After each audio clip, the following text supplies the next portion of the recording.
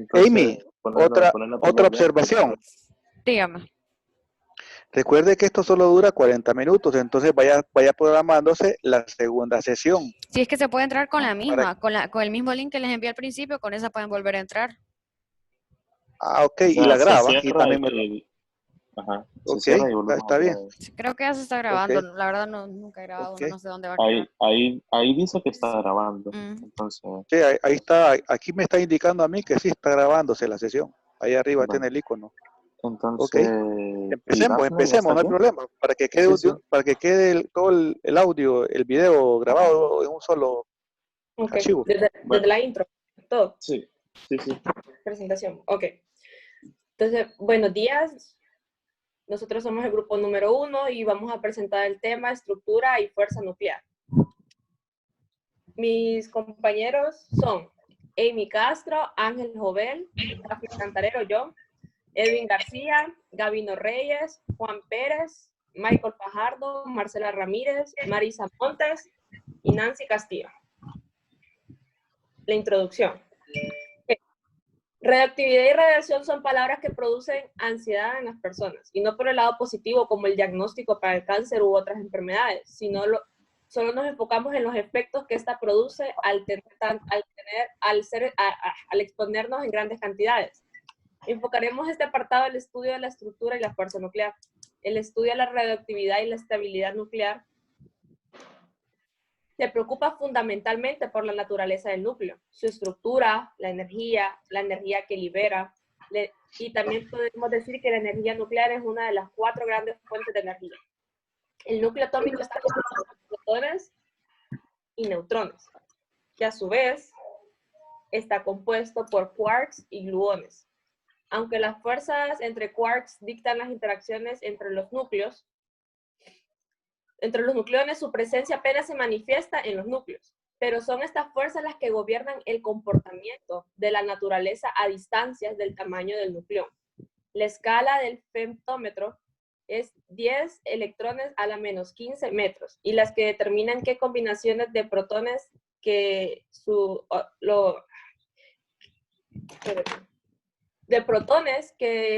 será como Z, y los neutrones N hacen al núcleo estable.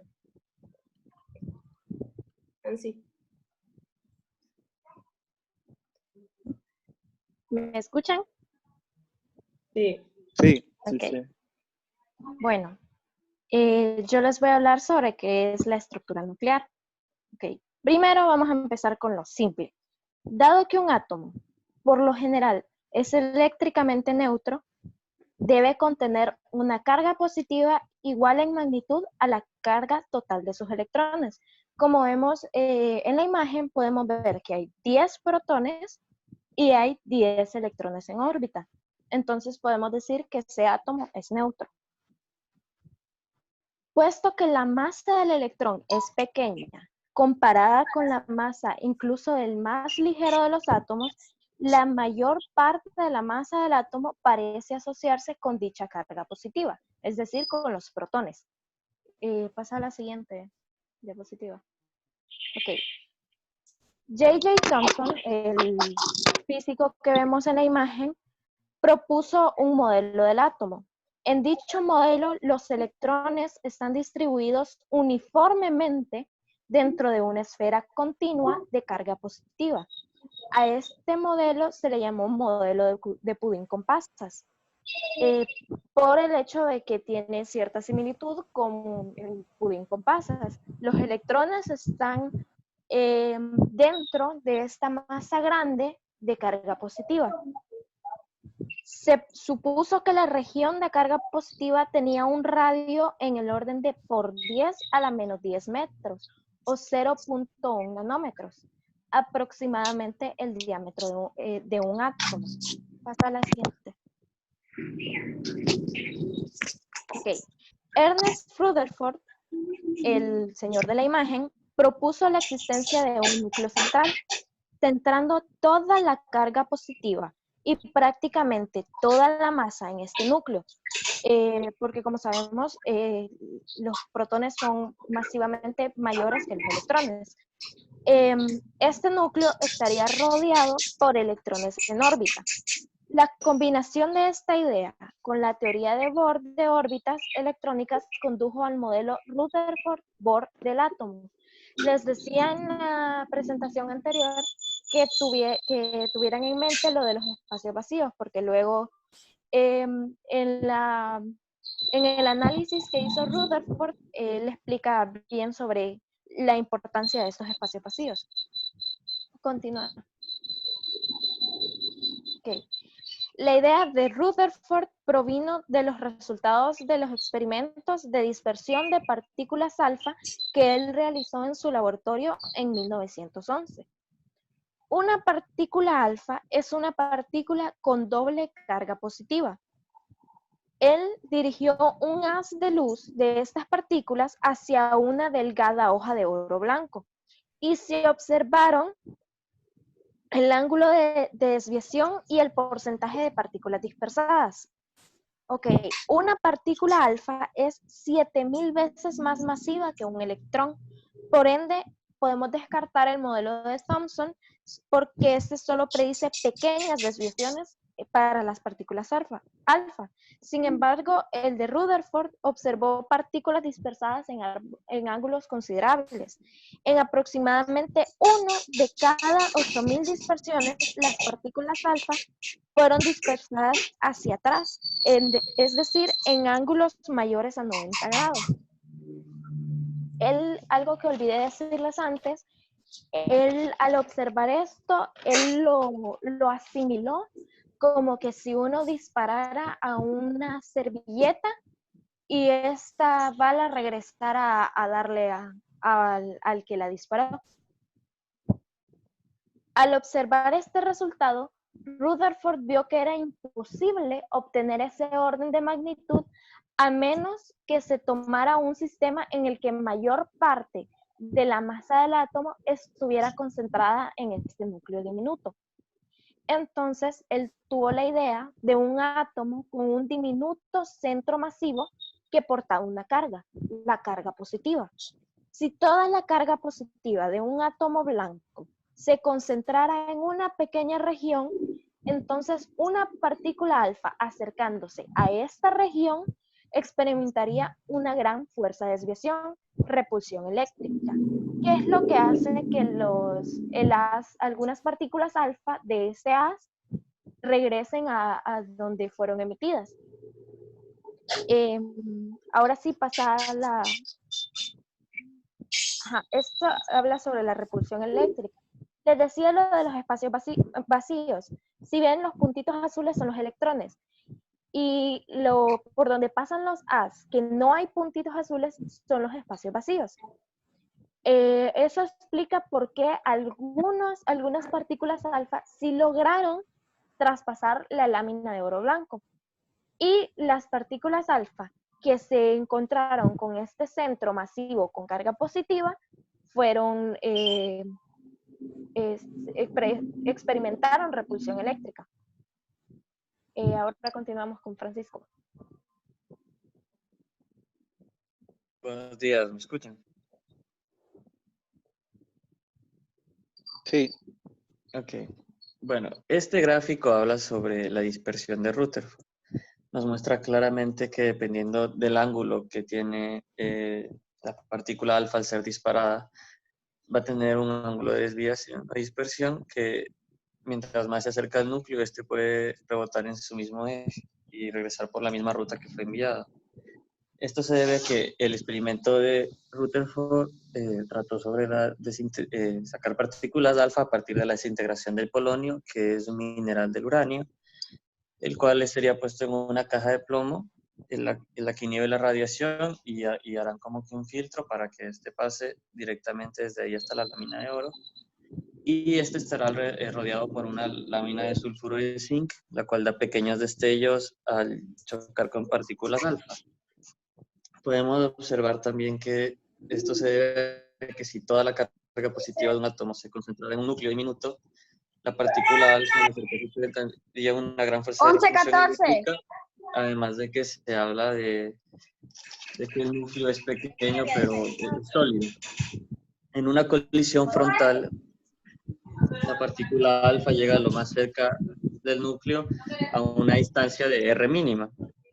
Es Y lo luego mismo que la acelera. salsa de allá, solo que la otra tiene cebolla y todo eso.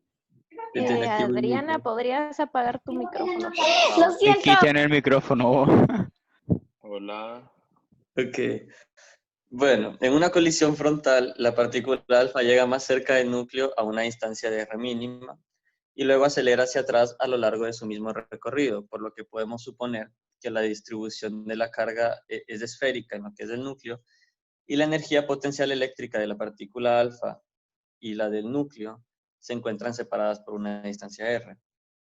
Entonces podemos deducir que la energía potencial es igual a la constante de Coulomb más la carga de la partícula alfa y la partícula del núcleo sobre R.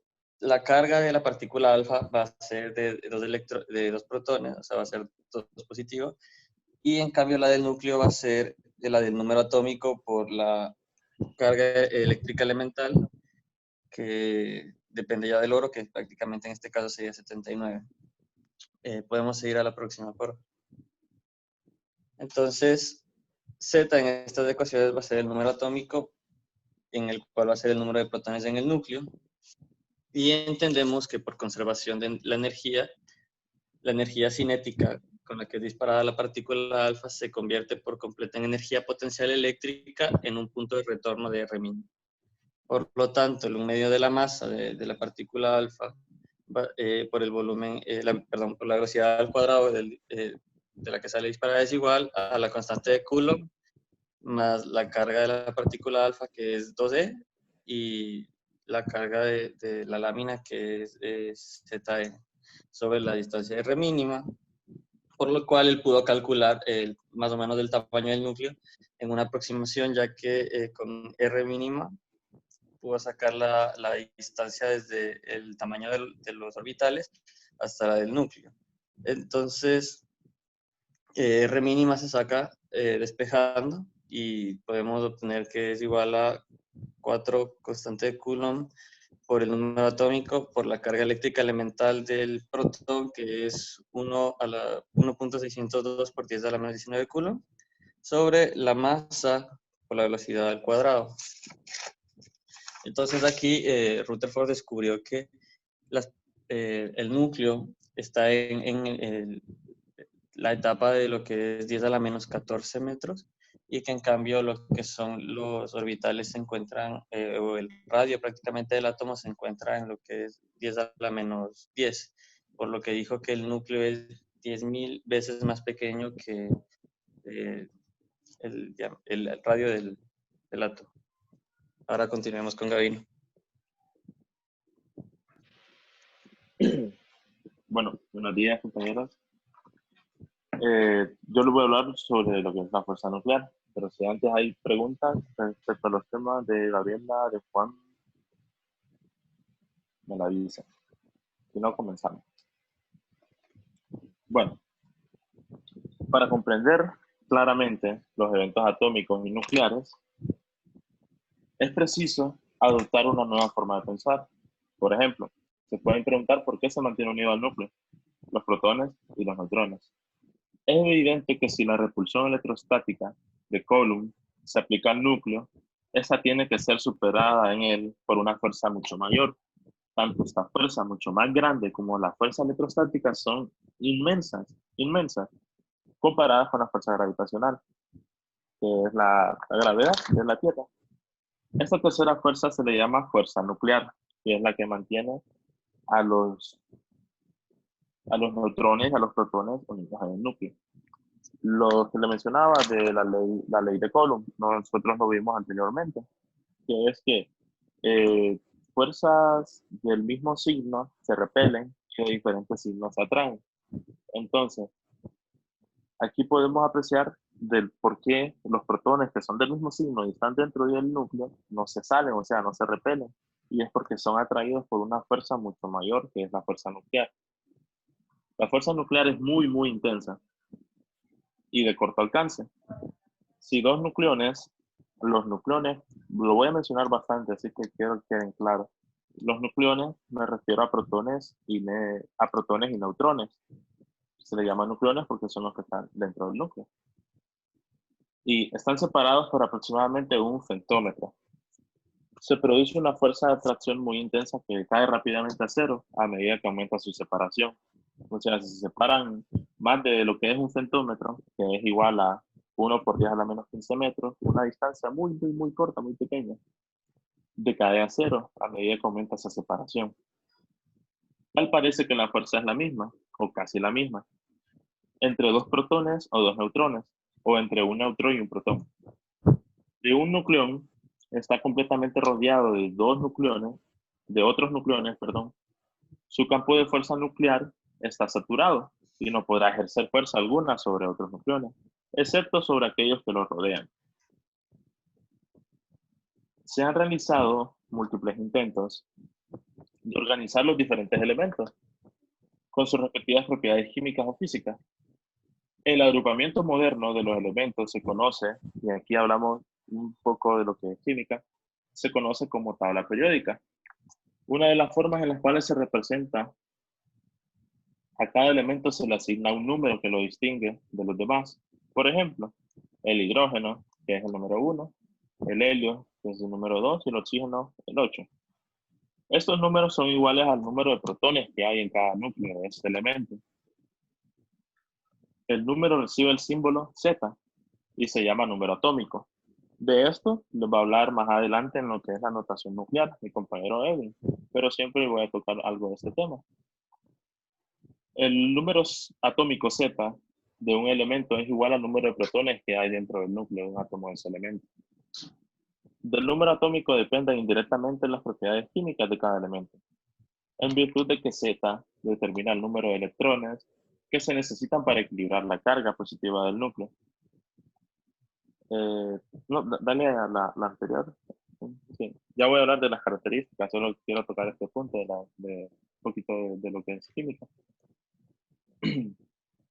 La naturaleza química de un átomo depende del número de electrones que lo forman, en particular los más externos o llamados electrones de valencia. Ahora bien, al aumentar el número de protones en el núcleo, también aumenta el número de neutrones. En los elementos más ligeros, el incremento es aproximadamente de 1 a 1, pero en los elementos más pesados puede tener un número de neutrones 15 veces mayor de lo que es el número de protones. Y les voy a poner un ejemplo. Por si se preguntan si los elementos tienen el mismo número de neutrones y protones. No, les voy a poner el ejemplo. El oxígeno tiene 8 protones y 8 neutrones, que es algo ligero, mientras que el uranio, que es el 92, tiene 92 protones y 146 neutrones. Ahora bien, las características de la fuerza nuclear. Tocamos estas tres. La primera, que ya les había mencionado, es enormemente atractiva y mucho más grande en magnitud de las fuerzas electrostáticas y gravitacional entre nucleones. Como les digo, tiene que ser mucho mayor a la fuerza de lo que es de lo que se repelen los protones, tiene que ser mucho mayor a esa para poder mantenerlos en el núcleo. Otra característica es de muy corto alcance, también les había mencionado. Un nucleón solo interactúa con sus vecinos más cercanos a través de distancias del orden de 1 por 10 a la menos 15 metros, que es un femtómetro. Y la tercera característica, que la fuerza nuclear es independientemente de la carga eléctrica. Esto resulta en la misma fuerza de cualquiera de dos nucleones, dos protones, un protón y un neutrón, o dos neutrones. No importa la relación. La siguiente. Bueno, aquí podemos ver una tabla de lo que son las propiedades de las partículas subatómicas. El electrón es la carga negativa, protón, carga positiva, y neutrón, que no tiene una carga. Y como les decía, los nucleones son los protones y los neutrones. Y la siguiente. Ahora bien, ¿preguntas hasta acá? Porque ahora voy a ir finalizando con los tipos de fuerzas nucleares. ¿Todo bien? Bueno, Continuamos. Hay dos tipos de fuerzas nucleares. Ambas, más la fuerza de gravedad y la electromagnética, que ya les había mencionado, constituyen las 4 fuerzas fundamentales de la naturaleza. La fuerza nuclear fuerte, que es la más poderosa de todas, es la que mantiene unidos a los protones y neutrones del núcleo atómico.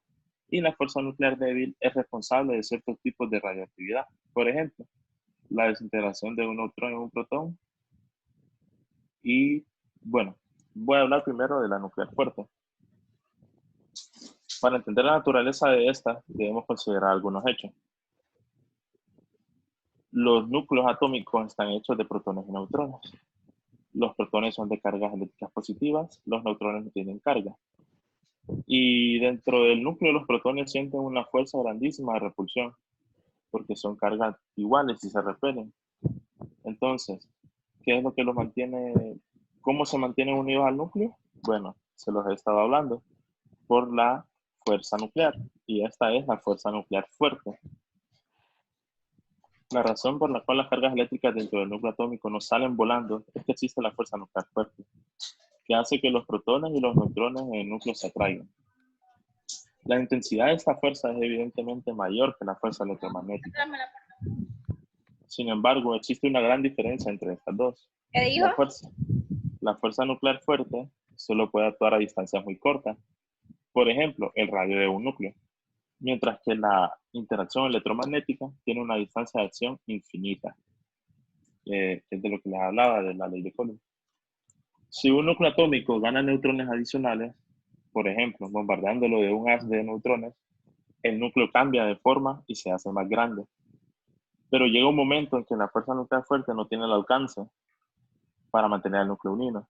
O sea, imagínense, un átomo que posee sus neutrones y protones y le agregan un haz de neutrones, o sea, le agregan más neutrones, va a llegar a un punto en que la fuerza nuclear fuerte, que tiene corto alcance, no va a poder mantenerlos a todos. Entonces, al momento en que los neutrones se quitan, por así decirlo, de esa distancia, se genera algo que el núcleo se parte en dos, y así genera muchísima energía eso. Bueno, esto es de la fuerza nuclear fuerte. Ahora, para finalizar, vamos a hablar de la fuerza nuclear débil. Esta fuerza actúa entre partículas elementales y es responsable de algunas reacciones nucleares. Por ejemplo, en la desintegración radiactiva de los núcleos provoca su escisión en varios fragmentos. Esta fuerza nuclear débil causa una desintegración radioactiva, particular que se denomina desintegración beta. Además, la fuerza nuclear débil es importante en el control de la velocidad de reacción de algunas reacciones nucleares que ocurren en estrellas como el Sol. O sea, más que todo de la fuerza nuclear débil se habla bastante de lo que es la radioactividad y algunas reacciones nucleares que ocurren en estrellas parecidas al Sol. La vida media del Sol está determinada por las características de esta fuerza nuclear débil. ¿Preguntas aquí, compañeros? Yo tengo una pregunta. Ajá. Quería saber qué es más fuerte, la fuerza nuclear fuerte o la fuerza gravitatoria. ¿Cómo? Perdón, no escuché. ¿Qué es más fuerte, la fuerza de gravedad o la fuerza nuclear fuerte?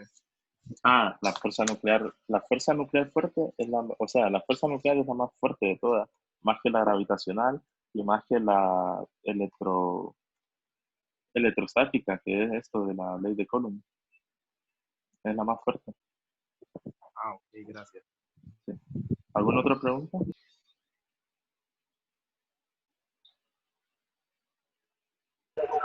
Lo de la desintegración beta no me quedó muy claro, Gabino. Ah, lo de la de fuerza nuclear débil. Bueno, un ejemplo de eso es la desintegración beta. La desintegración beta se conoce también como emisión beta o decaimiento beta. No sé mucho de esto, pero es un proceso en el cual el nucleido inestable emite una partícula beta, ¿Puedo que ayudarte? puede ser un electrón o un positrón. No, tranquilo, ya. Un nucleoide inestable emite una partícula beta o un electrón. Una partícula beta que puede ser un electrón o un positrón, para compensar la relación de neutrones y protones en el núcleo atómico. Y se dice también que esta desintegración de beta viola la paridad, o sea, no pueden estar pares. Quisiera No sé. ahondar un poquito, si me permite, Gabino. ¿No hay problema? Sí, vale. Ok, Vale. aquí también le vamos a pellizcar un poco el tema del grupo de radioactividad, mencionando la característica que puso en duda a muchos científicos sobre la conservación de la energía. Y es que cuando se produce la emisión alfa o la emisión gamma, hay una conservación total de energía, pero no era lo mismo con la emisión beta, porque parte de esta energía no terminaba en los productos que arrojaba el decaimiento del neutrón.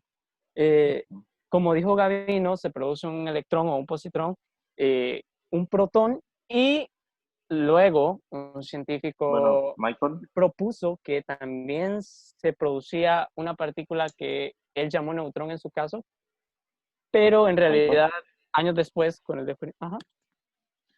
No, para los compañeros, por si no saben qué es un positrón, es una partícula que tiene igual masa eléctrica que el electrón e igual carga, pero es positiva, por si no sabían qué es un positrón. Bueno, y la otra partícula llamada neutrino, que en este caso sería un neutrino electrónico, que es una de las oscilaciones posibles que puede presentar, pero es uno de los sabores posibles que puede presentar un neutrino, luego por su característica oscilación. Pero eso no es el tema a mencionar, sino que esa interacción, esa fuerza débil es la provocada por la interacción con la materia de este neutrino antes mencionado. Principalmente porque los neutrinos interactúan con la masa de forma débil, es que se le llamó a esta fuerza nuclear de esa manera. Entonces, Sí, no por sé si eso así te también, queda claro. sí, también, como la pregunta es la desintegración beta, también se le conoce como decaimiento beta. Y es que como resultado de este decaimiento, cada neutrón emite una partícula beta, y como lo que mencionaba Michael, un neutrino electrónico, y también están los antineutrinos electrónicos. Pero esta es solamente para hacer énfasis en lo que es la fuerza nuclear débil, ¿no? Entonces, no sé si tienen otra pregunta, si no, los dejo con él. ¿Preguntas, compañeros? ¿Son ingenieros? No sé. Bueno, va a continuar Edwin con la anotación. Acá. Va a poner la cámara, creo. Edwin, hola.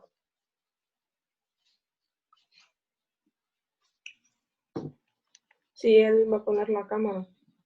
Edwin. Cuando salga el icono de Edwin arriba, tiene que darle donde salga pin o fijar, no sé cómo se sale en español, para que solo se vea él. Ah, sí, sí, sí.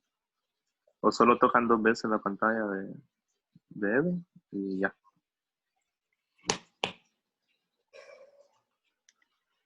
Dale, Edwin.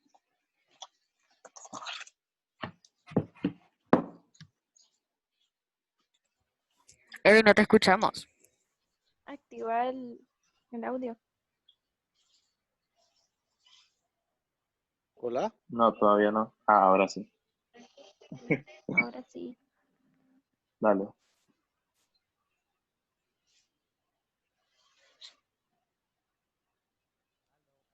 No, Edwin. No, Edwin.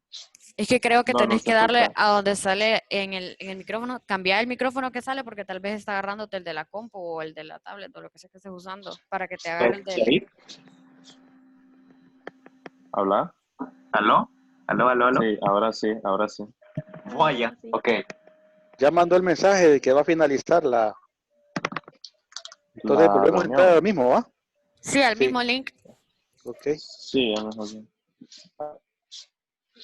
Espérate, pues. Edwin. Me estoy hirviendo la tablet.